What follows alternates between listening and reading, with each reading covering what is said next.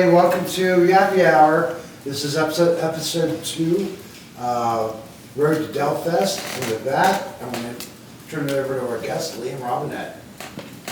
Howdy, folks. Take that, Jacob Matthews. I got bigger applause than he did. How y'all doing today? Good. Good.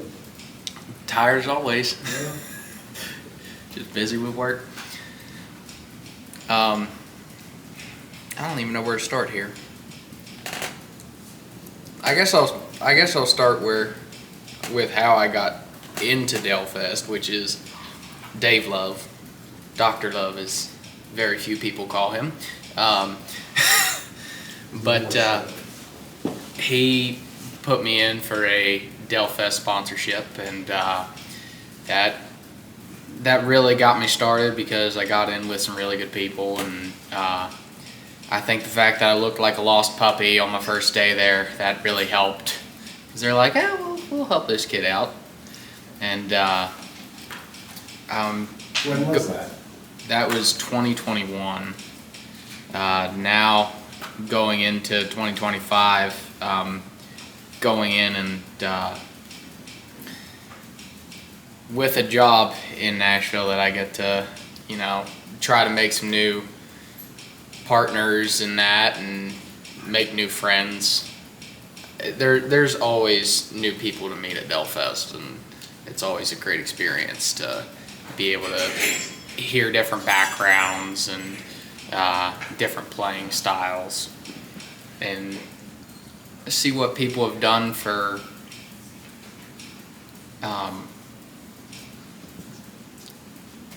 why am I blanking? To see what people have done to get to their path like I have. And what did you do to get to your job? Started out getting paid to sing karaoke, pretty much, and then Dave said that I need to pick up a guitar. I was like, I just want to sing. And he's like, well, that's too bad. So put me in at Delfest, and my first day of guitar class with Ronnie Bowman out at Delfest, I said that I was mainly there for the vocal class, and Ronnie told me something that really stuck with me. He said, it was so heartwarming. He said, "Shut the hell up and play guitar." And I have a shirt made that I'm giving to him next Delfest that just says, "Shut the hell up and play guitar." But Ronnie definitely helped me with guitar to start out with, but over time it really helped me with my writing, and now that's what I do for a living. So I don't think he knows that I got my promotion at my job yet, but I'm going to share that with him hopefully Tomorrow, when this goes out. Yeah, but yeah. Hi, Ronnie. But yeah, that entire group has really helped me. I've gotten a chance to get really close with them. This is one that I'm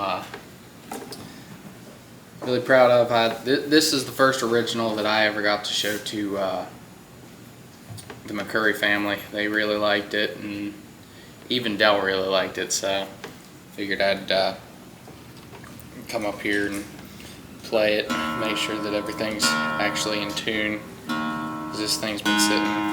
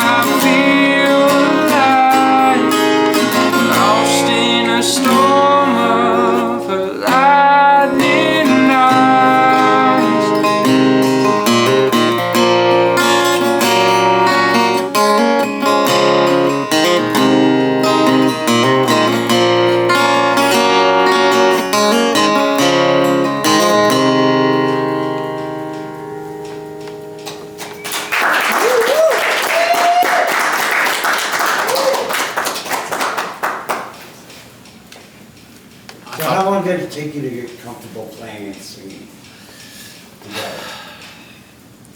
Probably about 6 months after Delfest was I comfortable doing both.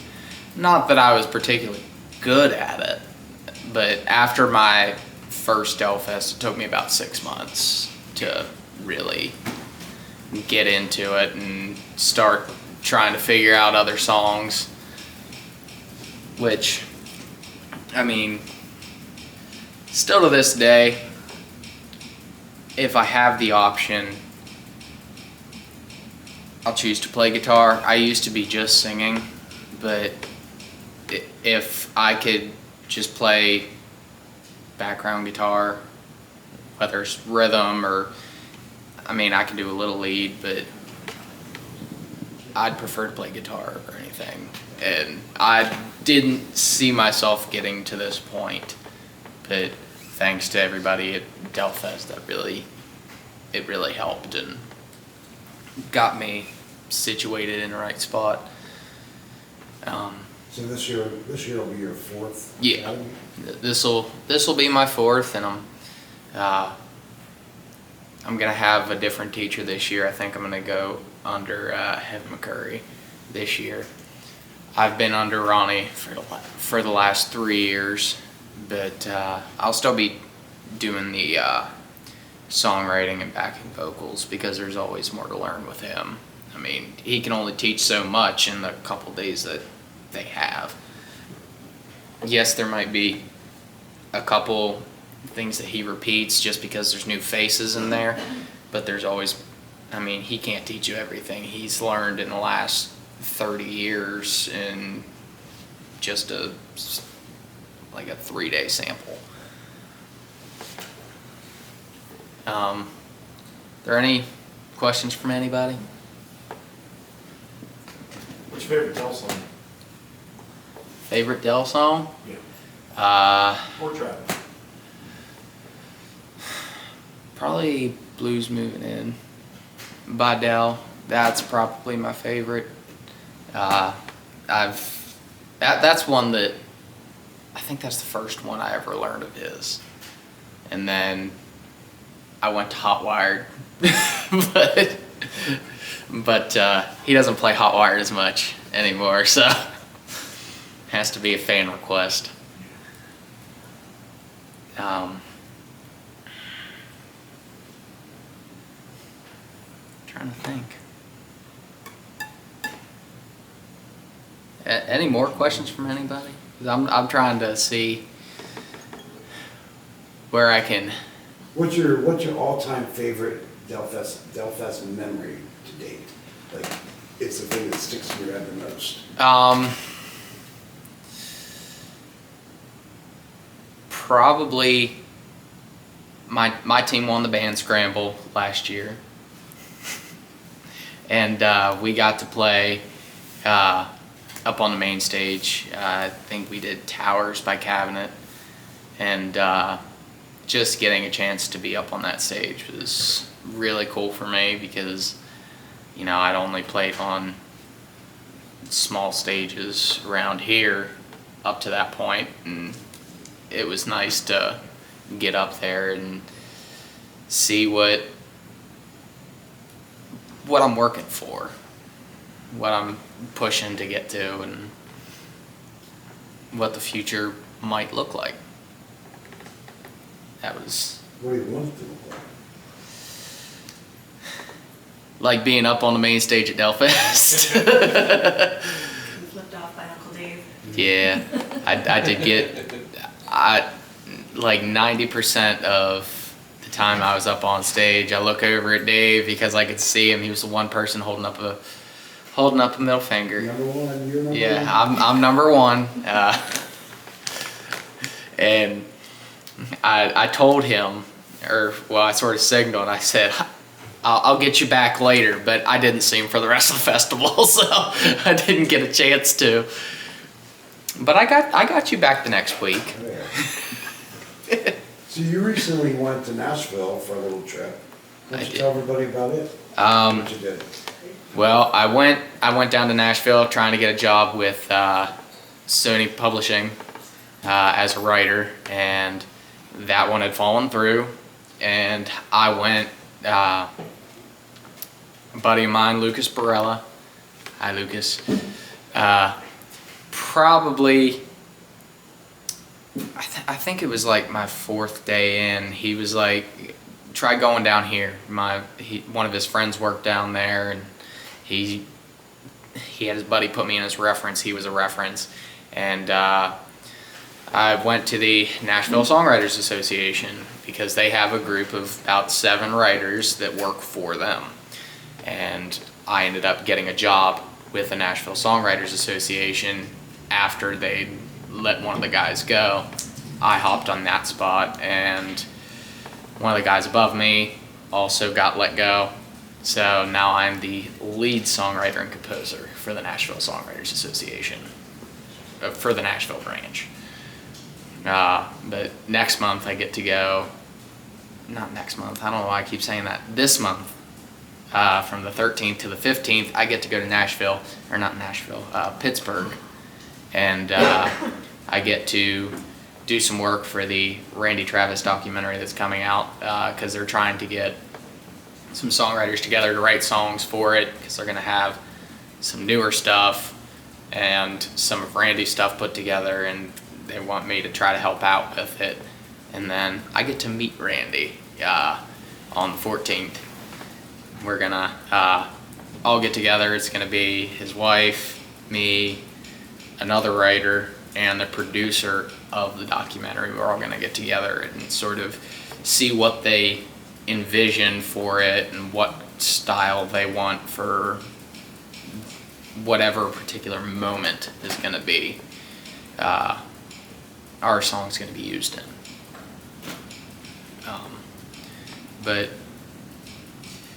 honestly, I mean, I really gotta thank Dave, because if it weren't for Dave, I would not be here. I wouldn't have done the writing class with Ronnie, and I wouldn't have the job that I have, or know the people that I have, if it weren't for Dave.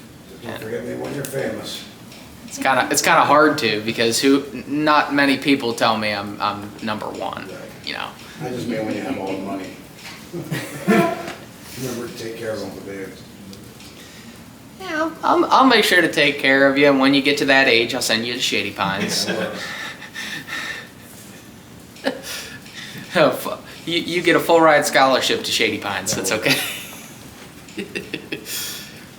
So the rest of Nashville, you were able to sing on the Troubadour? I sang at the Texas Troubadour down there. LaDonna Brewer Caps met me at one of their karaoke nights, and she was like, "Do you play guitar?" I was like, "Yes, I do." And she's like, "Bring it over," which my hotel was right across the parking lot. So I just walked over, grabbed my guitar, brought it back. She's like, "Do you have 2 hours worth of material?" I told her that I did, and she's like, "You want to just do a pop-up show on, what was that? It was like Friday." And I told her that I would. So I went up, played on the big stage at Texas Troubadour, and made enough money to feed myself on the way home. Which, about $200-300, just enough to feed myself, just enough. But I also got to record on my buddy's album. My buddy Jody Maphis, who's the son of the legendary country singer Joe Maphis, he was putting together a little EP, and I just so happened to be at his house. He's like, "Would you like to put like a solo in?" And I told him that I would, because he'd never heard me play Stratocaster before, any form of electric guitar. And I told him that I would see what I could come up with, and he plugged in his old Stratocaster, and I started playing. He's like, "Yeah, you got to put that in. Do you remember that?" And I told him that I did, and we put it in there as a solo on his EP. It still hasn't come out yet, but it should be coming out here relatively soon. But that's another thing that wouldn't have happened had you not helped me, because I would not have even gone to Nashville to begin with. I'd have just stayed here for the rest of my life. I just brought you together for Delfest. But you got to see the McCurries when you were down there too, right? I did. We went down to the Grand Ole Opry and got to hang out with all the McCurries. My Vassar McCurry, Dell's grandson, is my little buddy. I've been trying to help him with guitar for the last, since year 2. I've tried helping him with it because he wouldn't take lessons from somebody that he sees all the time. But for me, he wanted to learn some songs. His first one was Seminole Wind by John Anderson. And I tell you, I got tired of that song by the end of Delfest. Probably played it about 100 times just over the course, because once he learned one song, that's all he wanted to play. And then this past year, we learned Something in the Orange by Zach Bryan. That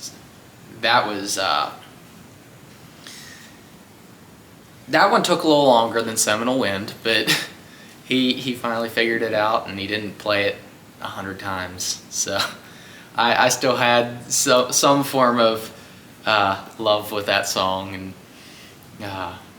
I'm hoping that I get to teach him another one here this year. But we got to see everybody.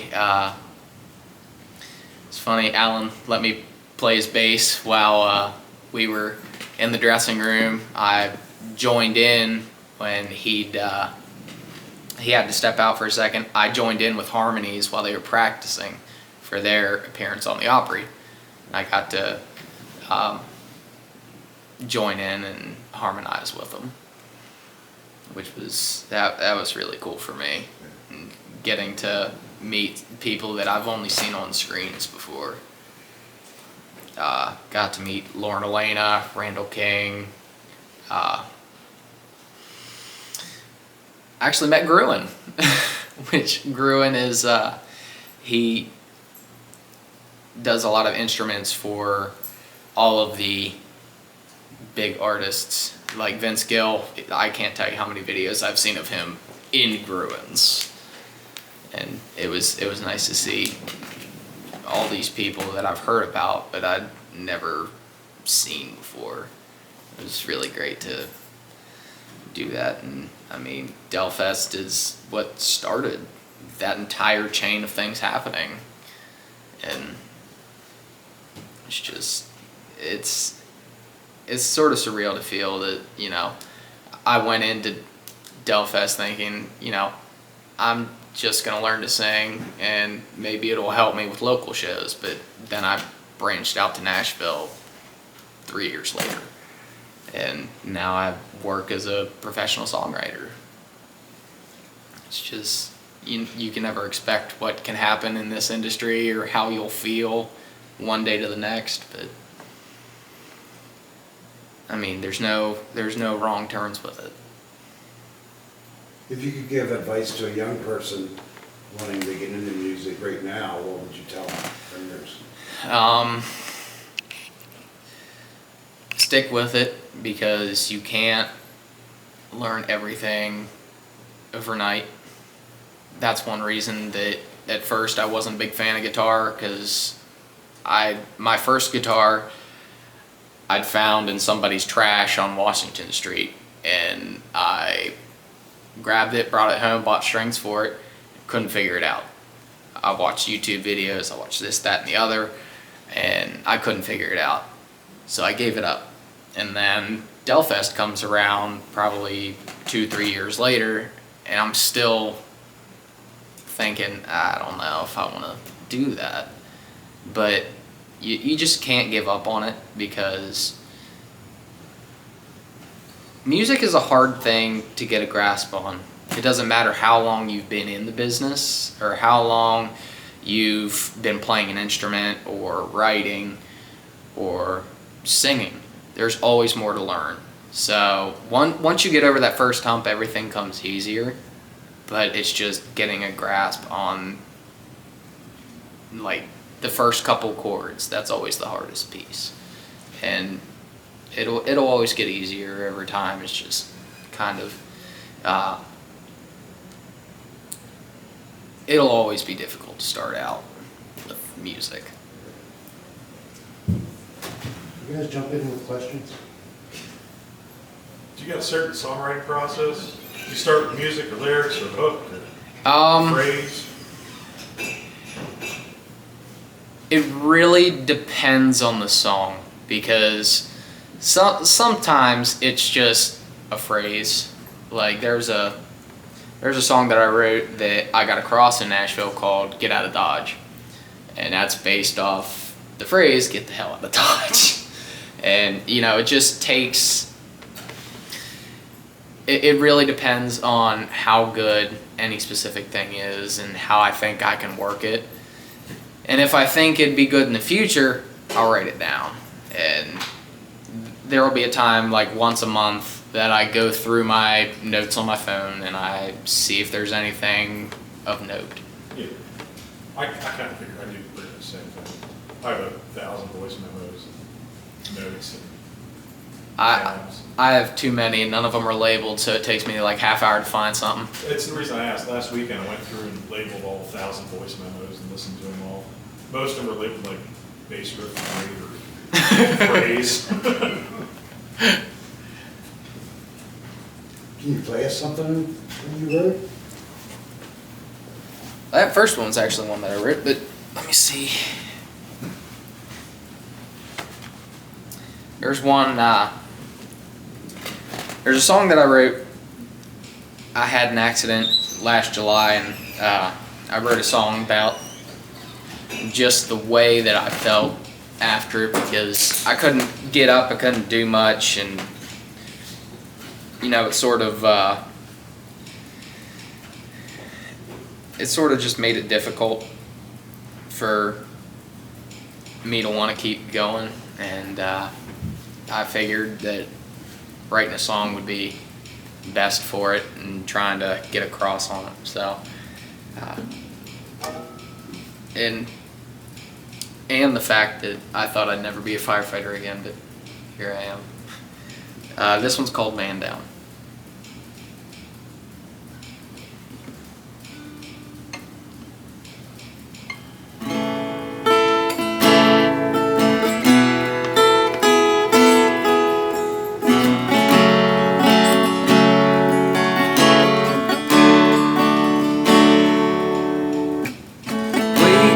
This morning, couldn't shake the dark, feeling like I'm drowning, no place to start.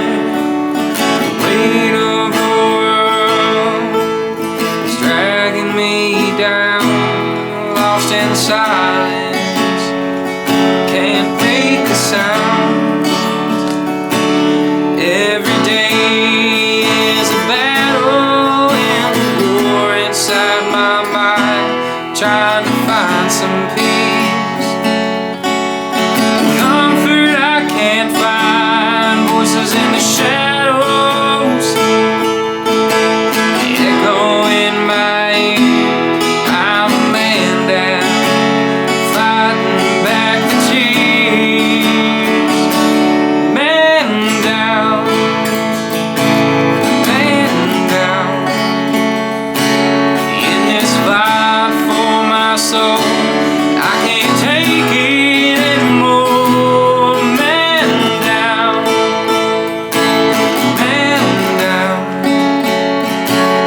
in the depths of my pain, just trying to find the strength to rise again.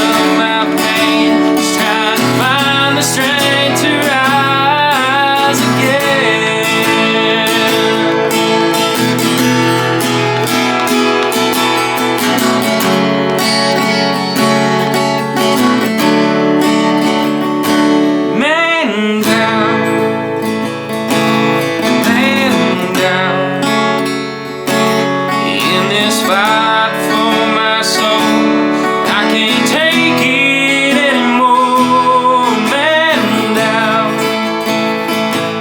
man down. In the depths of my pain, just trying to find the strength to rise again.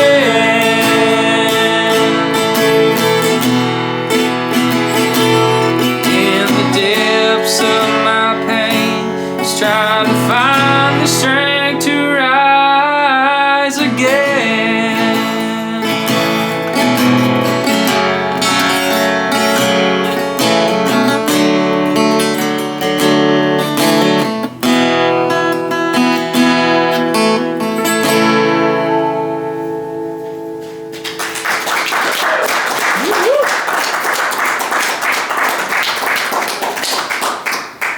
Well, there's that.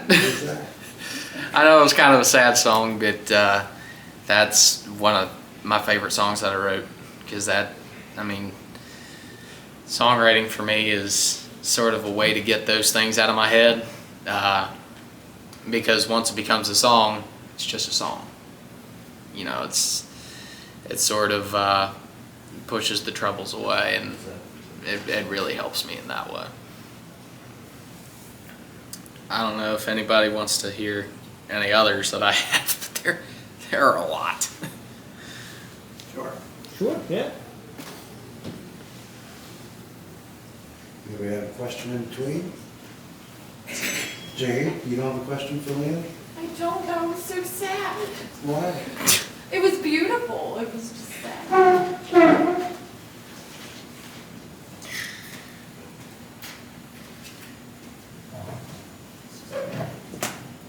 I did not mean to make her cry.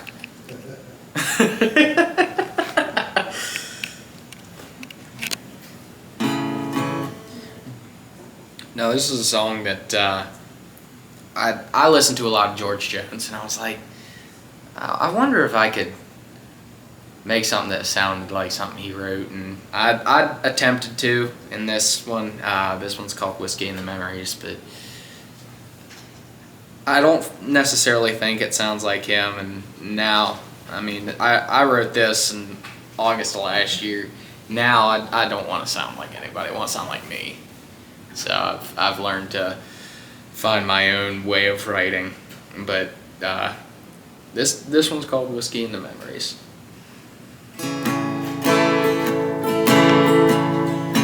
I found your picture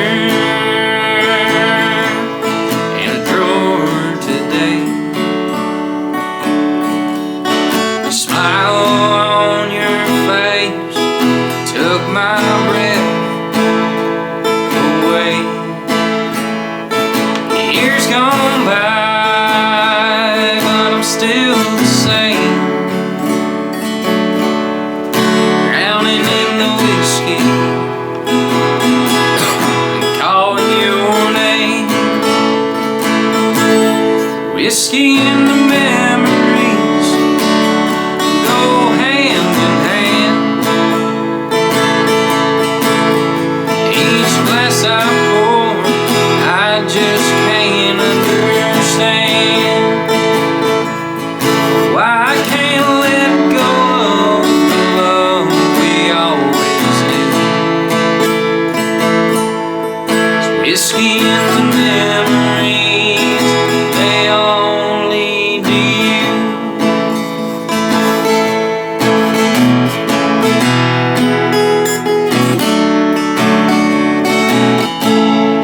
I'll walk through the house and I see your dress hanging in the closet like you never left. The scent of your perfume lingers in the air.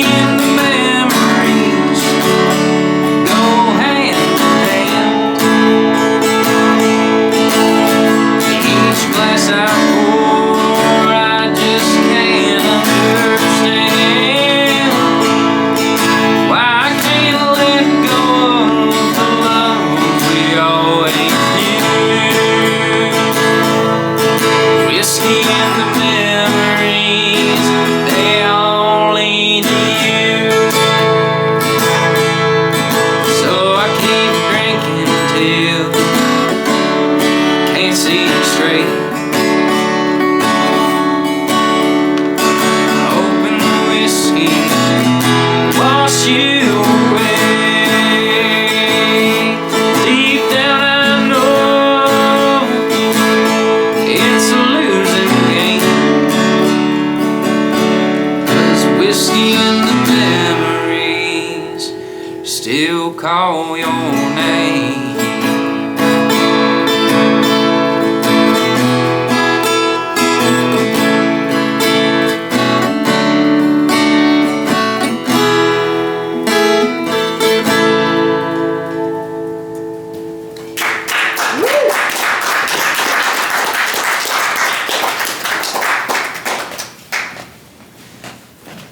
Ta-da.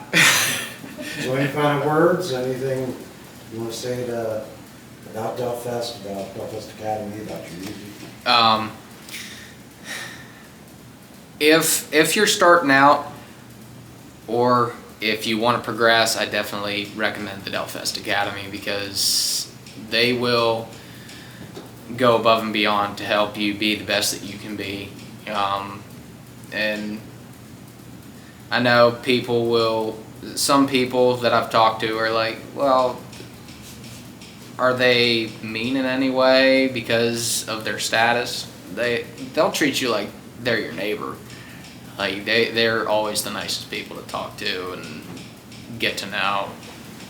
And I would I hope to go there for many more years, and I hope that just me saying that can help somebody who's hoping to start. I hope that helps them make the decision to move forward in it and help their career.